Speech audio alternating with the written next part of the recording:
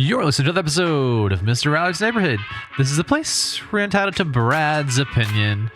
And now for your host, Brad Allard. How are y'all doing out there on this lovely Tuesday? I have a real special show today. We're going to talk to Jack Mattson and Mike Perdue about Toys for Tots and how it's coming to Burleson. And it's going to be a big deal. They were talking about it and showing me the plans prior to it. And it's not just some small outfit. This has all the training and the preparation for a major land invasion, it looks like, But, That's a good way to put it. Yeah, well, I mean, it's not a small thing. I mean, it's a big deal. Now, y'all been doing this in this area for a while, but the Marines have been doing it for 75 years. So that's interesting to me. But I'm really excited about this because, everybody knows what the Toys for Tots are about. You see the boxes and everything else. And now we're going to be establishing a pretty routine, permanent presence in this, I'm quite sure. It'll just get bigger and bigger. Like an annual. Yeah, an annual thing, yes. So I want to run through the sponsors real quick and so we can get to the good parts, these guys make these possible, so there you are. Our first one is Daniel Baisden over at CrossFit Burleson, 317 Southwest Wilshire. He also is a veteran. He was a Navy veteran. Nice. Yeah, so CrossFit Burleson, 317 Southwest Wilshire. Good workout, got the equipment, got the plans, got the training, got the trainers, got the supervision. So it's not just to go in there and see what happens. They're going to have you working on a program and help you hit your goals. 317 Southwest Wilshire. And then we have Shandy Stoggs deal, the Stoggs group. Now, Mr. Perdue, I understand you know Shandy. Yes, I know who she is. Yeah. We're in the same industry. Yeah, what is your industry? I'm on the mortgage side. We're both real estate professionals. She's a real estate agent. Mm-hmm. And she's been around doing it for a long, long time, and she knows what the real estate is. And have you noticed the business changing or slowing down? Just a little bit. Yeah, I know. She's telling me that, there's still a lot of demand for homes here, but it is now the higher rates and all that has made things a little... If we could get the media to stop scaring everyone. Well, I tell them that, you read about it in the papers and think, oh, my Lord, it's going to crash, but not in DFW. Not in this area. It's going to be one of the strongest in 2023. Yeah. Rates have dropped this week, though. So yeah, which is good. That's a good thing. So I'm glad to hear it because Shandy, though, she really knows her real estate. And so give her a holler if you're looking to move in and around this area. So it's, trying to get all these things linked up here. That's always been, trying to get these Facebook people to cooperate. Anyway, on to the next one. Otto at Our Place. Everybody knows Our Place. I bet you gentlemen have been there more than once. It's a nice place to do business. Now, you said you meet there every week. Yes. Like what day again? We have a real estate tour group that we do there on Thursdays. A tour group? Yes. So we find different houses that are listed, and whatever homes are on tour that week, we will go hit 1, 2, 3 houses just to check them out. Well, that's interesting. And you have breakfast, a little coffee. What I like about Our Place, among other things, besides the food, is they have a very consistent staff. I mean, we've gotten to know them. I go there every other Thursday, right before y'all do. And, it's not like I ever change a cast of characters. Those young ladies have been working there a long time. And that's a good sign. Very long time. Yeah. Mr. Mattson, I bet you've been there more than once. Absolutely. Yeah, who Great does food. Yes. And Otto really is very generous. He helped us with a lot of charitable events in the last 2 or 3 years through this show. Also, Wild Cigar and Culture over at the Standard, which is right next to where all this action's taking place. It's a great place. Have you ever been to Wild Cigar? Yes. Yeah, you like to go there and have a smoke every now and then? Or I don't. Or I just bar? went to an event there, and my wife made me change clothes and strip down in the garage before I came inside. Yeah, but sorry, Chris. I know you own that. So no, it's a good place. Basically, a lot of people think of a cigar bar, they think it's some dive, but it's really very nice, and it's very it's gorgeous. Yeah, and it's well lit and it's ventilated. There is that cigar aroma, so you will have that, but that's all right. I'm trying to get doggone this thing. I won't open up, Taylor. I can't get to open up. That's the link. All right, there it is. It just took a while, I guess, for it to finally get the message.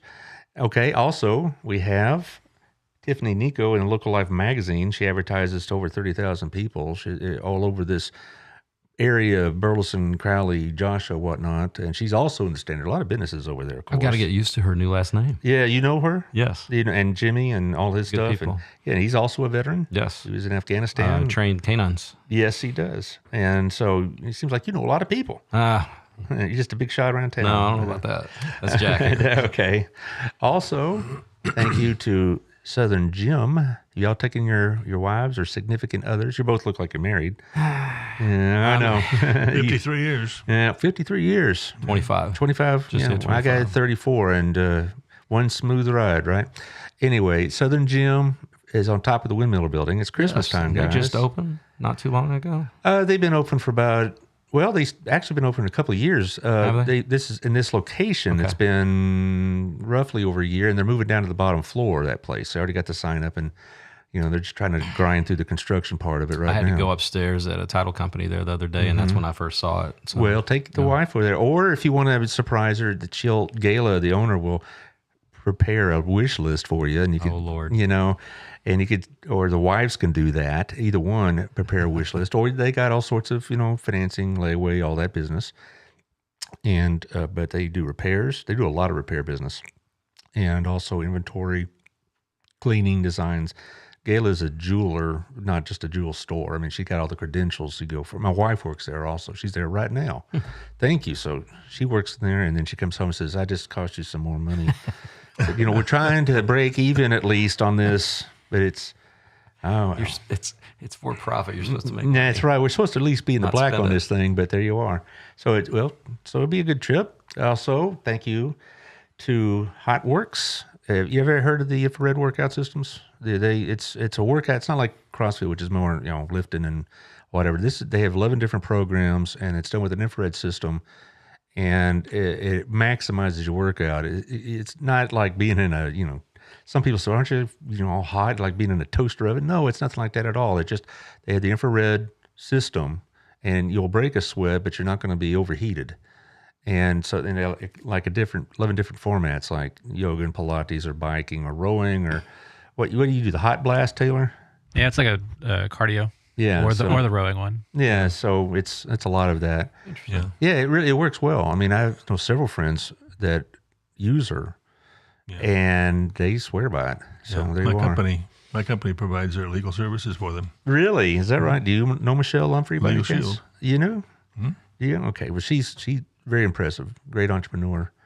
Also, lastly, we have Texas Farm Bureau with Melissa Harmon. She's my insurance agent, 682-804-0534. Her office is on Summercrest. It's right next to that strip mall where Jimmy John's, I think, is over there, and it's behind Captain D's and all that business. But what she'll do is she'll check out your insurance and see if Texas Farm Bureau can match it, and it worked for me. Saved me some money, got me some extra insurance. My wife was a little too eager for me to up my life insurance, but there you are. But it works. And also we have a couple of nonprofits we need to talk about. Also the Re-Inspire group. If you're not familiar with Re-Inspire, what they do is they help foster children who are aging out of the system adjust to adult life.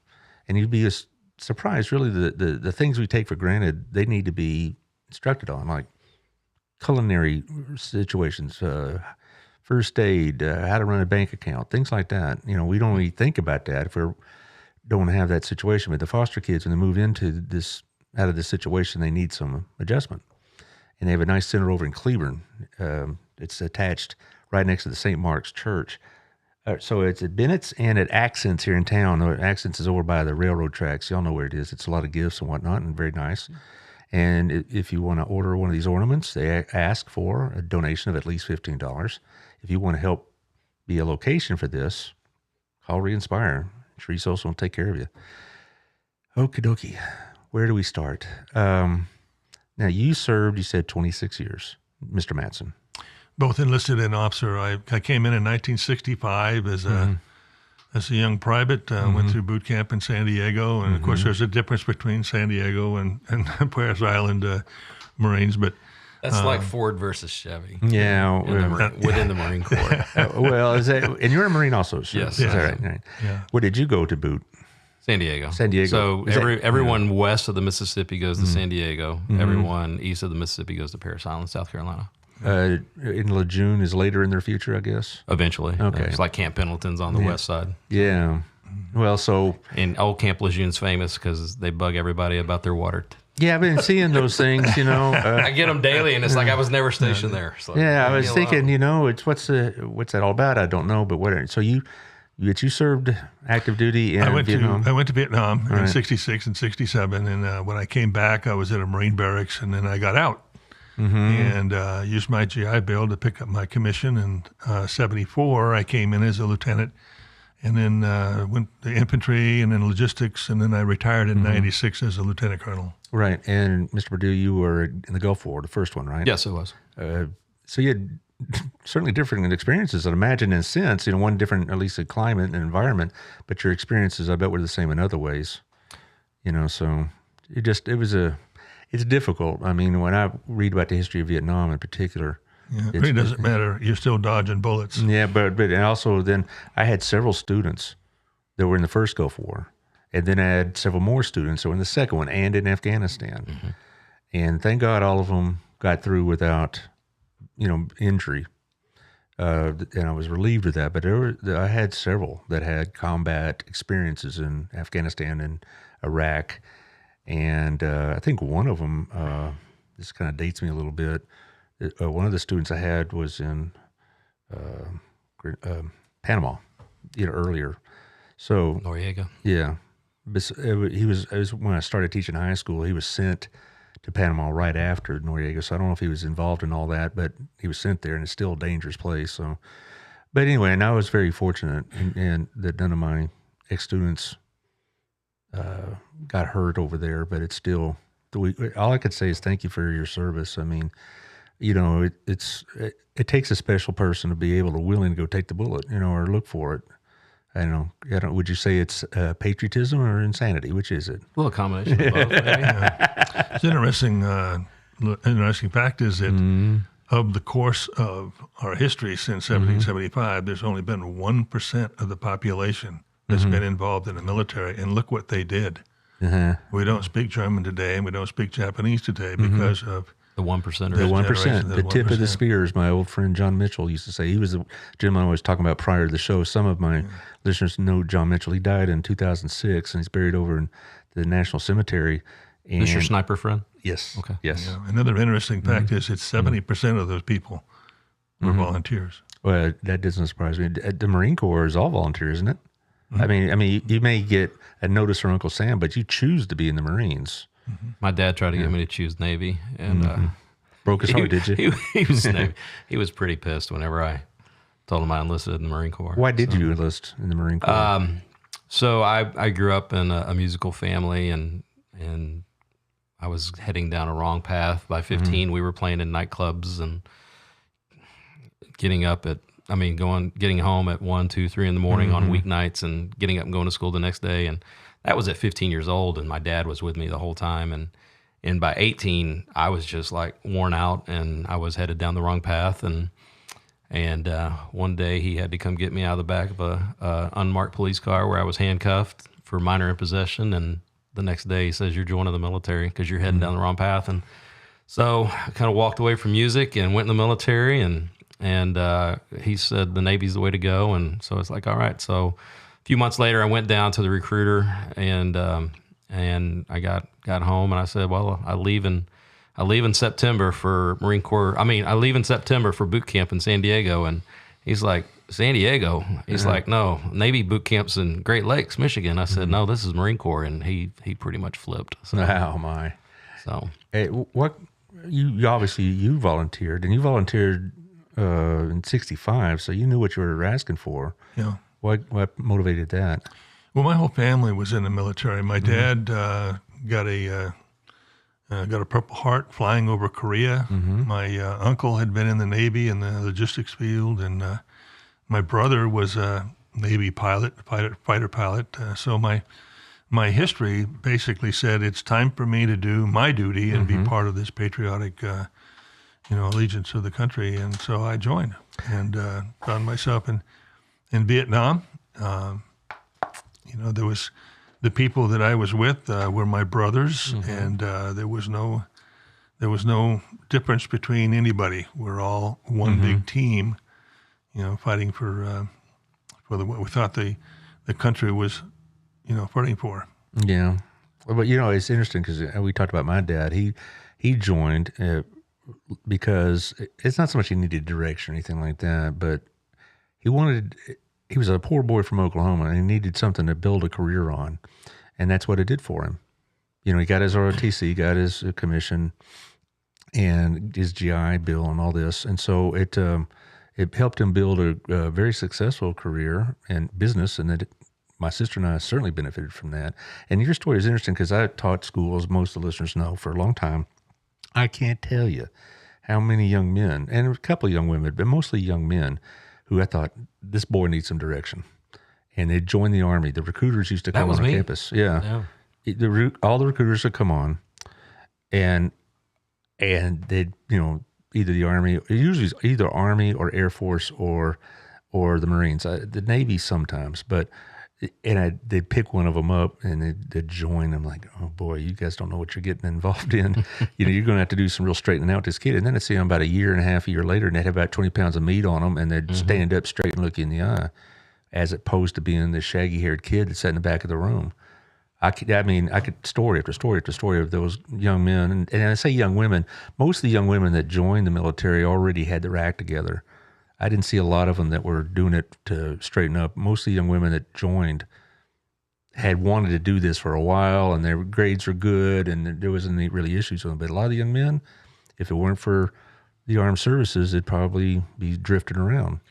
It was being a teenager, wrong path, weighed 130 pounds, went into boot camp, graduated 3 months later at 175. And it's just changed my entire life. And everything I have today, I owe to serving in the Marine Corps. So we were joking about the gentle way they must have woken you up at boot camp and encouraged you to do your best. You'll never forget your drill instructors' names. That's sure. That's what my friend said. My late friend said, he said, Sergeant Christian was his name. He said, I'll never forget it. And he said, if that was a more inappropriately named Sergeant Christian. So there's another perspective too, and I'll share this with you that when I was in command of a unit of 200-300 Marines, I tried to interview all of the Marines that were mustering out. So they may have 2, 4, 6 years in the Marine Corps, and they'd be getting ready to go home. And I'd ask them, "What are you going to do? What skills do you have that you can impart to the general public?" And they basically said, "Well, I don't know. I'm a machine gunner, or I'm a mechanic, or whatever it is." And then I'd ask them, I said, "How many people did you have under your control?" Well, the squad leader has 14 people under his control. He has, they're going to live or breathe or die based on his ability to lead those 14 people. And I said, what are you going to do with that leadership skill? And they would walk out of there on cloud 9, recognizing that, hey, I do have something that I pulled from. And it doesn't matter whether it's the Army, Navy, Air Force, whatever it is. It's that leadership that they're taught while on active duty that they're able to use in the civilian world. And that, I don't think we talk about that very much. We need to recognize that's, we're building people, and it doesn't matter. They're only 4 years in the military, and yet here they get out and wind up owning businesses and becoming supervisors and people in control. I guess I got to segue to Toys for Tots. I could talk about this a long time, but the military has always been, not just because of my upbringing, because when I talk about a military family, I wasn't a lifelong military family. It was, but the lessons that were taught my dad, he applied to our home. It's not so much like it was a real strict home, but there are chores to be expected. You get up on time, you show up, you pay attention, you shake your hand, you look them in the eye. All these things that he was taught, he taught my sister and I. So I benefited indirectly from the training he got. And it certainly helped his career. But I could talk about this a long time. Maybe we ought to have another time we could do that. But we do need to talk for Toys for Tots here. Taylor, do you have that video clip? Or else he has the flyer. The flyer. Let's talk about the flyer. This is going to be on November 30th, which is a Wednesday, at Chisenhall Park, starting at 6 o'clock and going to 11:30 p.m. And here's another one. He did get your email there. It's fun for the entire family. Surely is, because what you had planned isn't just drop by and throw a toy in the box. You got a whole production going on. So why don't you tell us about the details of this event? Okay. Well, actually, the mayor asked me to have this event. He asked you nicely, or did he? Well, he's a member of the church, and we were kibitzing, and he said, "Well, listen, you got to do it there." So I said, that sounds like "Absolutely, Chris, yes, sir." And we actually got the BISD involved. All of their performing arts students are going to be performing on stage. So they'll have the dancers and the singers and the cheerleaders and the band performing there. And we'll also have a Santa Claus booth where Santa Claus will be there. You can take some pictures with the kids in his lap and go from there. But he's going to be brought to the area by way of the fire chief in a fire engine with lights and sirens blaring.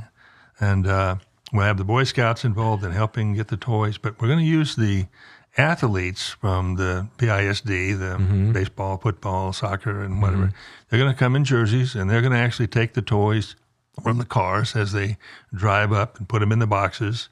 Then I'm going to have the Boy Scouts that are going to take them from the boxes and put them in bags, and the Marines will come at about 11 or 12 o'clock and take all the toys away in a big truck. And we anticipate we're probably going to have, our goal is to have about 10,000 toys collected, and of course those will go into the inventory, and we have some nonprofit organizations that will be able to receive the phone call. Right here locally. That's what I was going to ask you next. You mentioned this before the show that you had some nonprofits. Who are these groups? Yeah, House of Hope is one, right? So they called there, and then we also have the Fountain Fellowship Church that will be able to take requests for toys. So families who, you know, we've just spent 2.5 years where people have lost their jobs, businesses have been closed, and all of the children that have been affected by that, they don't deserve that. They don't deserve to not have a Christmas. And so that's what we're in the business of doing, trying to provide some relief for those little children who otherwise would not have a Christmas. And so that inventory of toys, we collect about 400,000 toys in the Dallas-Fort Worth area. That's a lot. And they all go to certain warehouses, and then from there they distribute them out. So our whole ideal was, why not keep a lot of this here in Johnson County and part of Tarrant County, and so we're still looking for more nonprofits. Well, I could tell you, to do this. Well, then you come to the right place. Seriously, I have about 4 nonprofits that are routine sponsors, or I help promote their activities. One is Next Step Women's Center, and they have like a little boutique here, if you will, and they could probably use some of them toys. How would they get a hold of you? So they need to get in touch with Jack. And there's the Marine Corps. There's a screening process. They'll have to fill out a little short. It's not a big application. It's a very short application. The Marine Corps will screen them. Is there anything that would disqualify a nonprofit? No. Okay. Really, they just have to have a nonprofit, 501c3 organization. And, so nonprofit tax ID number that can be used. And the Next Step is a faith-based organization. So there's none of this business. They would definitely qualify. Okay, so none of this crap about church and state business. Now, they need to do it pretty quick because there is a screening process. I'm going to message her as soon as I leave here. Megan, I know as Megan Hollowell, but as a student, Megan Swearingen's her name.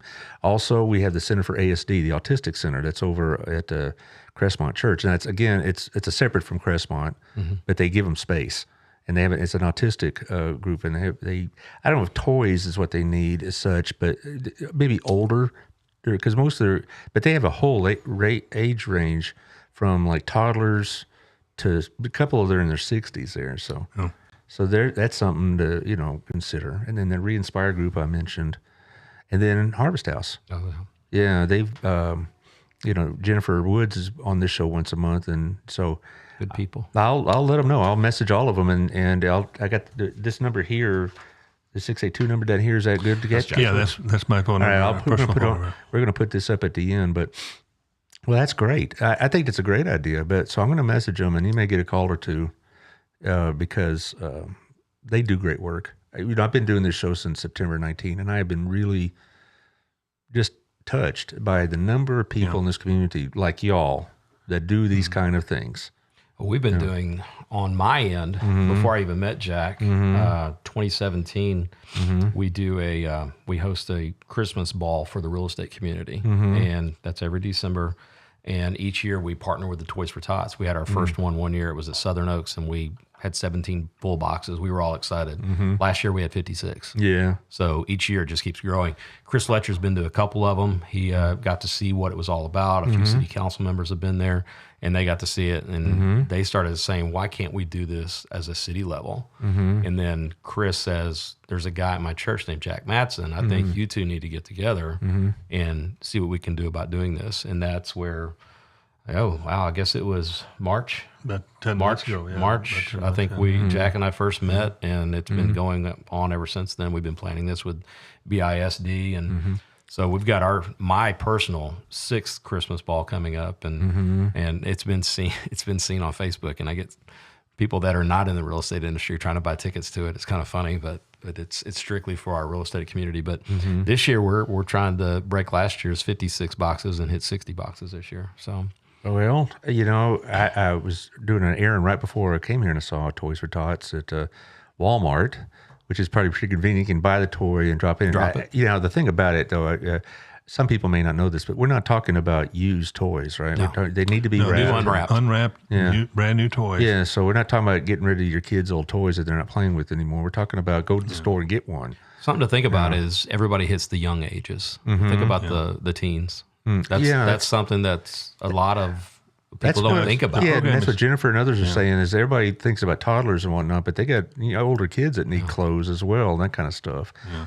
No, the Toys for Tots program is limited to the 12-year-olds, so 13-year-olds and above are not involved. But when a family calls and said, I have 3 children, 2 boys and 1 girl, and their age group, whatever it is, we sort those toys out for those age groups and for the boy or girl. And when they come to pick up the toys, they pick them up themselves. It's not something we still get a lot of toys dropped off for ages above 12, though. So you get a lot of like electronic toys, or is it mostly like old toys the kids play with? I mean, I don't know, like Nintendo games. I just dated myself for Nintendo, but I'm just saying those type of games. Pong or Atari. That's your dating. There you go. Yeah, right, give me that tank battle Atari or the Pong hockey.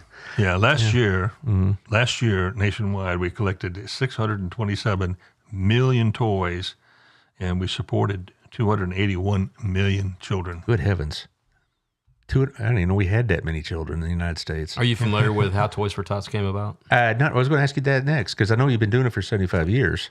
A gentleman by the name of Major Bill Hendricks got an idea that he could maybe help some children, and he kind of was working on it, and his wife kept asking him, her name was Diane, when are you going to get this thing going? And he says, well, pretty soon I'll be. And she says, get it happening right now. And that's how the program got started. Yeah. 1947. And that was 1947, yeah. So that was how it got started, and it's just kind of grown from there. But it's a program that is run by the Marine Corps Reserve. So you have the active Marines, you have the Reserve, and then you have organizations like mine, the Marine Corps League, and that's a bunch of us retired Marines or Marines that have still affiliated with the Corps and come together and try to help the veterans and also let the name of the Marine Corps out. So, well, I mean, 75 years, it's gotten to be an institution. Almost like the Salvation Army, Santa, or the Bell Ringers. It is a foundation.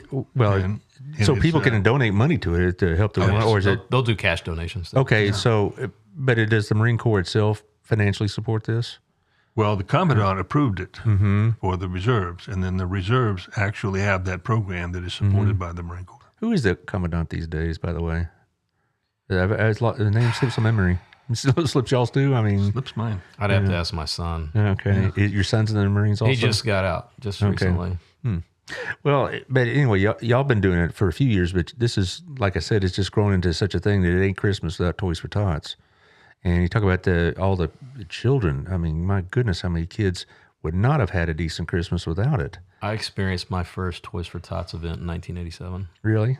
I came home. Yeah. It was the holiday season, and I think it was Thanksgiving. And a friend of mine was in the reserve, and he's like, "Hey, come help out this weekend." So, and I'd have a uniform on. I had a uniform, brought it home with me, and I went, and I was addicted. It was pretty cool. So. Well, it's got to be a very moving moment to see young kids get toys that they probably were expecting nothing. Exactly. And I bet the mothers really touched your heart because, as parents, we know how important these kind of things are, and just the holidays with our kids being happy, but also their kids not being left out. Is Taylor available? Yeah, can you play that video? Yeah, why don't we do that? Yeah, sure. And the common's name is Berger, David Berger. Oh, yeah. Okay. David Berger. Oh, yeah. He's still the same guy. right. I thought they'd changed. All right. How long is this video, by the way? 90 seconds. 2 minutes, 90 seconds. All right. That's plenty. Okay, good.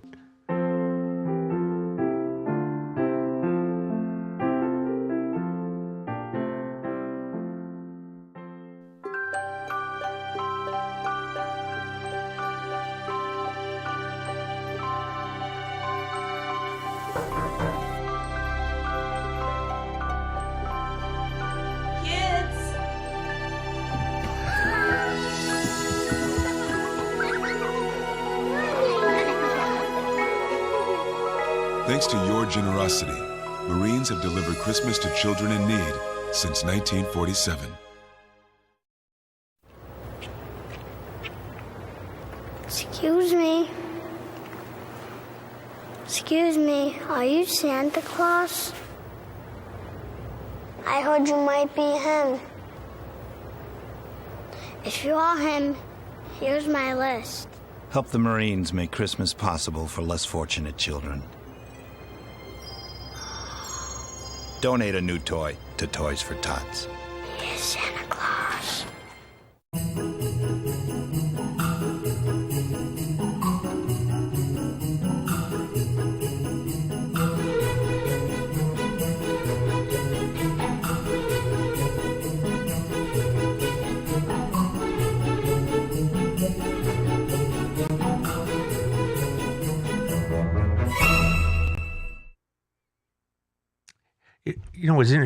One thing that struck me about that, this Marine tough guy in the video, you're not supposed to show any emotion, all this other stuff. Can y'all be that specific about she put, by the way, if you didn't see, if you listen on Apple, what happens, a little girl put a Christmas list in this tough guy Marine's hands. He's an honor guard, I guess, at the Capitol, it looked like. Can y'all be specific about what you give to a kid? Can a kid give you literally, or a mother probably do it, give you a list of things they would like? Or is it pretty much, you categorize them by type of toy and then, you hope you hit the mark? The process kind of dictates how they get their toys. Like when, if I were the nonprofit organization and I had requested 1,000 or 2,000, how many toys, between the 1st and the 15th of December, the Marines are going to deliver those, or they'll come and pick those toys up. And then they'll sort them out into boys' toys, girls' toys, and then by age group. And so then that family, the mother or father, walks through and picks up the toys for their children, so they can pick and choose what they want. It's not an issue type thing. So they have an opportunity, and then they can walk out the back door with very little publicity. I mean, it's always it's embarrassing to be in that position. So why cause a problem? So we try to keep it as hush-hush as we can. They get the toys, they take them out and take care of the kids. One thing you will never see is photos. You see people, hey, look what I did. I'm feeding a homeless person. You're never going to see anything like that at Toys for Tots. You will never see that. Well, yeah, I'm sure the Marines would have something to say about self-publicity like that. Yeah. But as far as, the process, I'm going to put myself in the position of a father who wants to access some toys because I can't afford them. So I'd go to where first? Well, you go to, first of all, a nonprofit organization needs to be approved by the Marine Corps League, Marine Corps Toys for Tots Foundation. That's a process that takes place through their website. Then that nonprofit organization is the only organization that can receive the request by the families. The family can't request the toys themselves. They can actually go to Toys for Tots and request toys, and then they're going to redirect them to a local one of those nonprofit. Okay, but let's say I'm not going through a nonprofit. Is there a location you have, like a warehouse or a storefront, set aside that I could go in and say, okay, my little boy wants this. He wants some. I've never experienced it. Okay. I've never seen. So how would I get it? How would I get access to these toys? I guess if I was a client, so to speak. Go to Toys for Tots. So if you were to come to me and I were the nonprofit organization, I would take down your information, and then on a particular day after the Marines have delivered all my toys and I've set things out, I'm going to notify you on a day to come in and pick up the toys. I see. So where one or 2 days in a row that you would have to come and pick them up when you're available. And once you walk in the door, we just check off the list. Hey, you did request them. And you got 3 children and right. 2 boys and 1 girl. And Well, physically, where is this taking place? If they're unfamiliar with which nonprofits are doing this, just go to toysfortots.org, Okay. and then they can go on there and request the toys, so, and then that will redirect them on which nonprofits to go to. and so the toys are given to the nonprofits, as opposed to like you have a warehouse, and That's right. it's not like walking into a Marine version of Walmart and you go by and pick them up or whatever. No, it's not No, like that, so no. you're going to get them through these organizations. So you probably do need some. Yeah. You probably churches, civic well, groups, yes. Here, Kiwanis, Lions basically, Club. in our area, right. it's the Fountain Fellowship here in Crowley, and it's also the House of Hope. Well, we need to get you. I've mentioned the other ones before, but I'm sure Pathways and First Baptist have been very prominent in doing a lot of these things. They would first of all, they need to be cleared through the Toys for Tots Foundation, and they'd have to go on the website and request to be a nonprofit. distributor. And once they're approved, then they can. Well, I go to First Baptist. We have Promises Community over in Renfro, and they'd be. I'll get a hold of them too and say, "Hey, this is something you may want to do." And I know several people that I'm associated with go to Pathway, and so I bet they'll want to have a I piece will of that. email you the link on where they can go online and request to be a nonprofit. That would be great. I'll send it to everybody that I think would be interested in this. I could think of several civic groups: Lions Club, Kiwanis, Chamber of Commerce. They'd be all over it.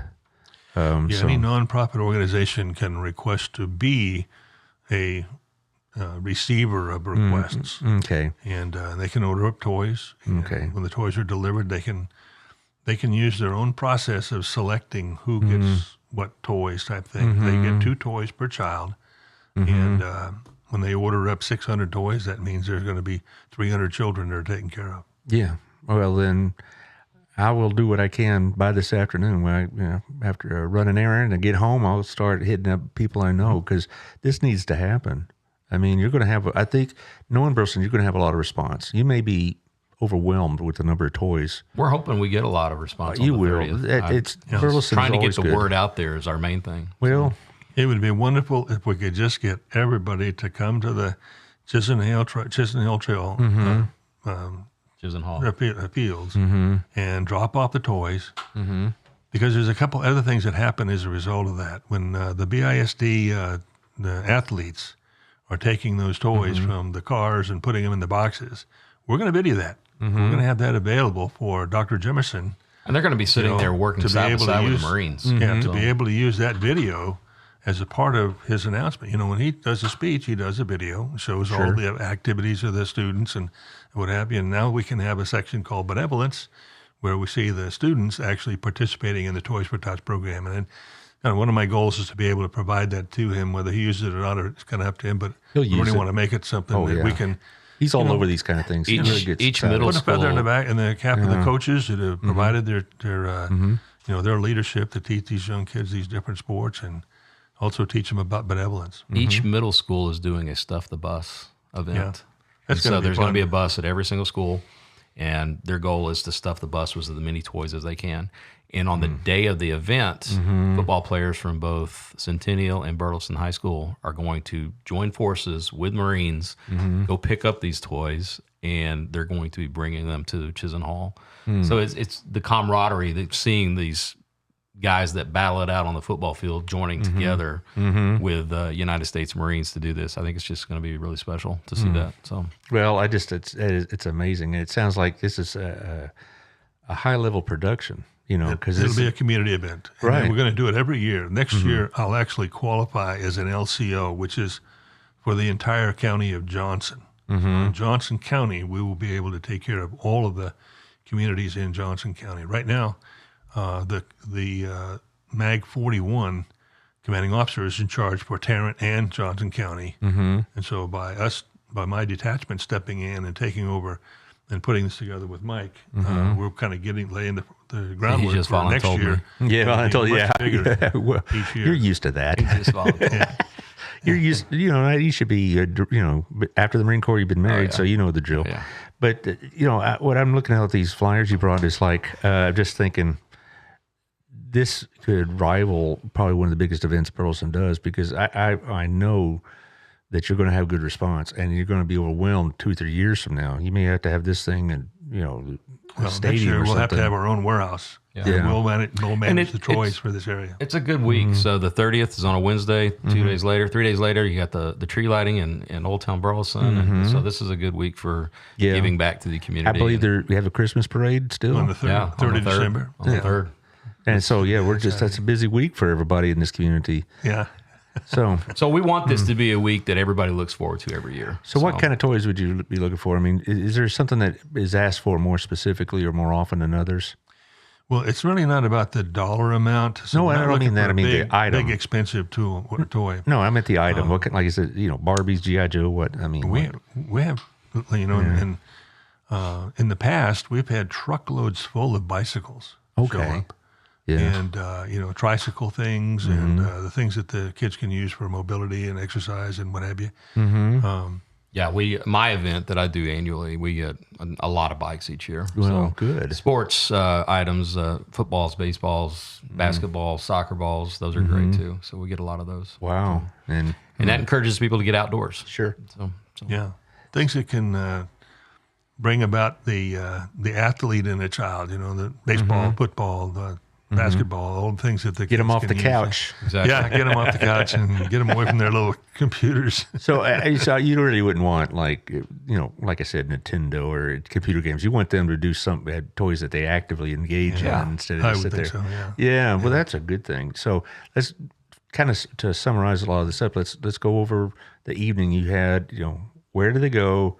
What do they do? What's going? They don't have to just drive through, drop it off, and be on the way. They can if they want. If they want, Yeah. they can. but get out and have some fun. Yeah, that's what I was thinking. You have vendors. You said Yeah, there there. are going to be vendors there. There are going to be the Food trucks. performing Food arts trucks. on the stage. There's going to be a Santa Claus there. There's going to be, it's going to be the ambiance, if you will, of the Christmas spirit. That's what it's all about. And then, of course, when the students are involved, we're seeing that benevolence transferred to them in their minds, and we're real proud to be able to do that. But literally, the police are going to have traffic control, so we can get in there safely, and we'll have a road that they can follow as they get into the park there, and then a drop-off point, and from there they can go to the parking lot and come over and enjoy the festivities that are taking place. And but bring toys, bring lots of toys. I've been where car clubs have come, and they're driving kind of like configured this way because their cars are so full of toys. Yeah. They open up the doors and the toys just fall out, and it's just amazing to see the literally the love that they have for these little kids. Both Chief Freeman and Chief Cordell they've committed to having vehicles out there. Yeah, Oh, they've, sure. they've made it Display happen. and They're, things they're like gonna they made it happen. Really, for Chief Freeman to basically say, well, listen, I need to bring the Santa Claus, and so we're going to have Santa Claus. in a Surprised fire Billy and engine Cordell didn't fight him on that coming one. in with lights and blaring. Yeah. And then Chief Cordell is going to have, or police chief is going to have the displays of police cars and some of the weapon or the tools that they use. So it'd be a great event. Wow. All ages. And the performers, I think you got elementary school kids age too doing performances. Yeah, Wow. This must have taken more than a couple of days to put together. How long have you been working on it? March. since March. Yeah. Yeah. And then you get to do it all over again starting next March. You get to enjoy maybe a few moments of peace and then back to but obviously you love what you're I doing. can tell you right now, the BISD and the Parks and Recreation have done a ton of work with us on this. So None of that surprises me. cheers to them. So Yeah, I have Ken Ozzie on Thursday, and I bet he's probably helping y'all direct those student athletes to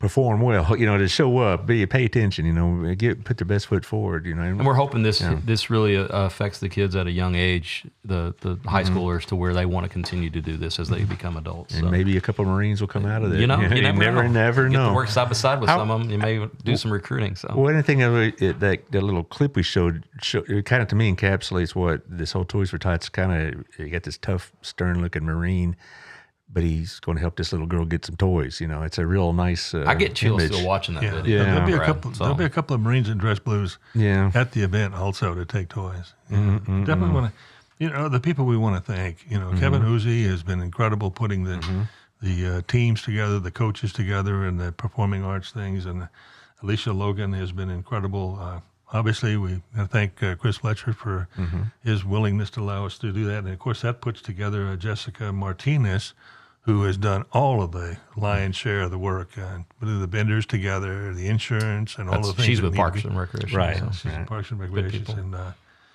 Chief Codell and Chief Raymond, just incredible people. And our Santa Claus is going to be Jimmy Dye.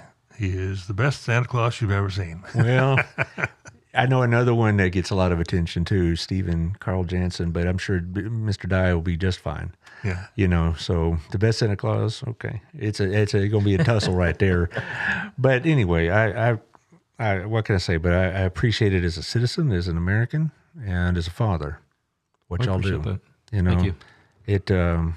You're going to get the kind of response you want, and I will be pushing this until it's over.